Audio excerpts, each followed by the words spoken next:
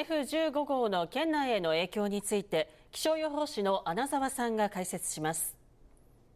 はい、台風15号、最新の予報では福島から茨城付近に上陸する可能性が出てきました。まず台風の進路予想です。台風15号、大型ではなくなりましたが、明日には福島県沖付近に進む予想です。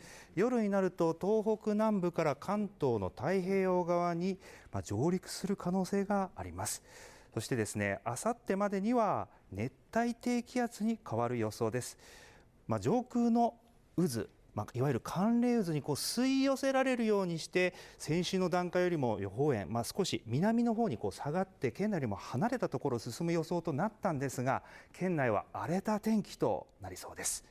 そしてこの後の雨雲風の予想です。この辺りに台風があります。今夜の時点ではまだ雨雲予想されていませんが、この後沿岸北部から雨が降り出す予想です。台風が近づくにつれて雨足、そして風も強まってきます。雨雲の一部が内陸の方にも流れ込んでくることがありそうです。特に危険性が高いのは北上山地の海側の斜面、ここは大気の状態不安定となります。雨が強まる予想です。ではどれぐらいの雨が降るのか、あさって水曜日の午後6時までに降る48時間の雨の予想です。こちらご覧いただきますと、沿岸を中心に大雨となる予想です。特に久慈、岩泉、宮古では100ミリ以上の雨、濃いオレンジ色の表示となっています。続いて警報級の可能性情報です。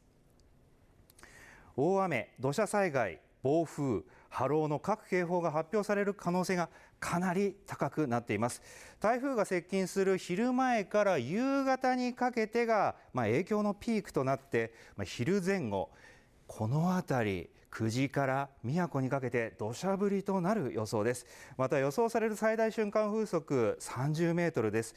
果樹などの農作物への被害、そして影響が懸念されます。農家の方、可能であれば明日の午前中早い時間までに対策を行ってください。